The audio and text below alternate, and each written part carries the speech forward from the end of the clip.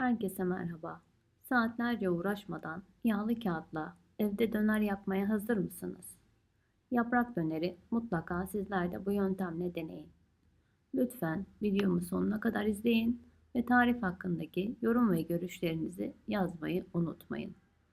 Tarifime geçmeden önce beni hangi şehirden izliyorsunuz? Yorum kısmına yazın lütfen. Tarifimizde 700 gram kıymamız var. 1 adet soğan rendesi, 3 yemek kaşığı yoğurt, 1 çay bardağı galeta unu, 1 çay kaşığı karbonat, 1 çay kaşığı karabiber, 1 tatlı kaşığı toz biber, 1 tatlı kaşığı tuz, 1 tatlı kaşığı kimyon ekleyerek yoğurmaya başlıyorum. En az 5 dakika elimle güzelce yoğuruyorum. Video hakkındaki yorum ve görüşlerinizi mutlaka bekliyorum. Yaprak yaprak harika bir döner tarifi. Artık dışarıda döner yemeyeceksiniz. Hem çok kolay hem de lezzetli. Tarifi denerseniz mutlaka görüşlerinizi benimle paylaşın. Kıymamı güzelce yoğuruyorum. Videodaki gibi ara ara toparlayarak kıymamı yoğuruyorum. İyi bir şekilde güzelce kıymamızı yoğurduk. Tarifi ayrıntılı bir şekilde anlatıyorum ki ilk defa yapacak olanlara fikir olsun. Kıyma istediğim kıvama geldi. Kıymayı 4 eşit parçaya bölüp kıymamı yarım saat boyunca dinlendiriyorum. Tarifimi buraya kadar izlediyseniz bir beğeni bırakmayı ve yorum yapmayı lütfen unutmayın. Yarım saat sonunda şimdi kıymamın bir parçasını 2 adet yağlı kağıdın arasına alarak merdane ile açıyorum. İsterseniz oklava yardımıyla da açabilirsiniz. Eğer kıymanızı yağlı kağıt arasında açarsanız daha düz olacaktır ve yaprak yaprak incecik olacak. Sizler de sonuçtan eminim memnun kalacaksınız ve hep bu tarifi yapmak isteyeceksiniz. İsterseniz hepsini aynı anda pişirebilir veya bu şekilde rulo halinde saklayabilirsiniz. İstediğiniz zaman çıkarıp fırında pişirebilirsiniz. Merdane ile kıymamı açmaya devam ediyorum. Bu şekilde pürüzsüz harika bir döner yapmış oluyorsunuz. Dakikalar içinde hazır oluyor. Evde yapılabilecek harika bir döner tarifi diyebilirim. Bu miktarlardan yaklaşık olarak 6-8 kişilik döner hazırlayabilirsiniz. Mutlaka bu tarifi deneyin. Dışarıda dönere yüksek fiyatlar ödemenize gerek yok. Bu yöntemle evinizde ekmek arası, İskender, pilav üstü veya dürüm olarak hazırlayabilirsiniz. Kıyma yerine isterseniz tavuk kıyması da kullanabilirsiniz ve tavuk döner de hazırlayabilirsiniz. Ayrıntıları kaçırmamak için videoyu mutlaka sonuna kadar izleyin. Kenarlarını düzeltip olabildiğince ince açmaya çalışıyorum. Arada boşluklar varsa onları da açarak kapatıyorum. Şimdi üstteki yağlı kağıdı alarak kenardan başlayarak sarıyorum. Diğer kıymalarımı da aynı yöntemle açıp hazırlayacağım. Kenardan başlayarak ne çok sıkı ne de çok gevşek olacak şekilde sarıyorum ve tepsime yerleştiriyorum. Kalanları da aynı yöntemle hazırlayıp tepsime yerleştiriyorum. Çok pratik hazırlayabileceğiniz bir o kadar da lezzetli harika bir döner oluyor.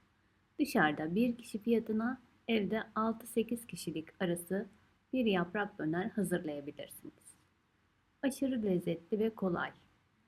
Evde yapılabilecek en iyi İskender kebap tarifi diyebilirim. İnanılmaz kolay, ev yapımı döner. Bu tarif herkesi şaşırtacak. Sen de mutlaka denemeyi unutma. Eğer henüz kanalıma abone değilsen, abone olmayı ve yeni tariflerden haberdar olmak için bildirim zilini açmayı unutmayın. Bütün dönerleri fırın tepsisine yerleştiriyorum. Dönerlerimi şimdi fırında 200 derecede yaklaşık 25-30 dakika pişiriyorum. Dönerlerin yanına biber ve domates de ekleyerek fırında pişireceğim. Dönerlerim pişti. Artık hazırlar. Fırından çıkardım.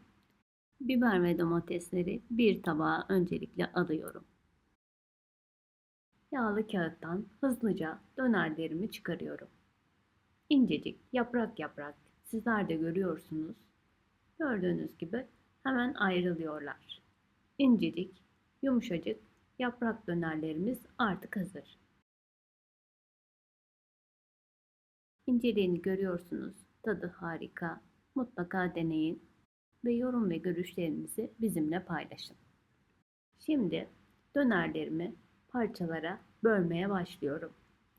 İster lavaş, ister ekmek arası, ister İskender veya pilav üstü bu döneri mutlaka arkadaşlarınıza ve sevdiklerinize hazırlayın ve onların da denemesi için bu tarifi onlarla paylaşın. Sunum olarak iki çeşit sunum yaptım sizlere. Öncelikle İskender olarak hazırlıyorum.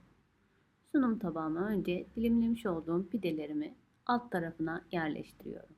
Yerleştirdiğim pidelerimin üzerine güzelce yaprak dönerlerimi yerleştirmeye başlıyorum. Yaprak dönerlerimi yerleştirdikten sonra üzerine sosunu gezdiriyorum. Sosunu üzerine yerleştirdikten sonra yoğurt ile servis yapıyorum. Ve şöyle fırında közlediğimiz biber ve domatesleri de kenarına yerleştiriyorum. Ve son olarak İskender'in olmazsa olmazı tereyağı ile servisimi bitiriyorum. İkinci sunumumu hazırlamaya başlıyorum. Pilav üstü pilav, pilav yanı istediğiniz şekilde hazırlayabilirsiniz. Tabağıma pidelerimi aldım ve üzerine yaprak dönerlerimi yerleştiriyorum. Pilavımı da yanına ilave ediyorum. Ve fırında pişirdiğim biber ve domateslerimi de ekledikten sonra tereyağı ile servisimi yapıyorum. Öyle sizler için dürüm olarak da bir parça hazırlamak istedim. Lavaş ekmeklerimi aldım ve içerisine yaprak dönerlerimi yerleştirdim.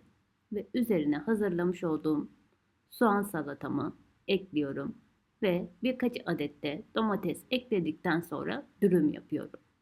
Ve bıçak yardımıyla iki parçaya ayırıyorum. Gördüğünüz gibi yaprak dürümlerimiz de artık hazır. Şöyle İskender'imin tadına da güzelce bakmak istiyorum. Tadı nefis. Dışarıdakilerini aratmayacak cinsten bir yaprak döner hazırladık. Bugün sizler için 3 çeşit harika yaprak döner tarifi hazırladım. Umarım tariflerimi beğenir ve denersiniz. Deneyecek olanlara şimdiden afiyet olsun. Mutlaka bu tarifi denemeyi ve yorum ve görüşlerinizi benimle paylaşmayı unutmayın. Kanalıma abone değilseniz abone olmayı ve bildirim zilini aktif etmeyi unutmayın.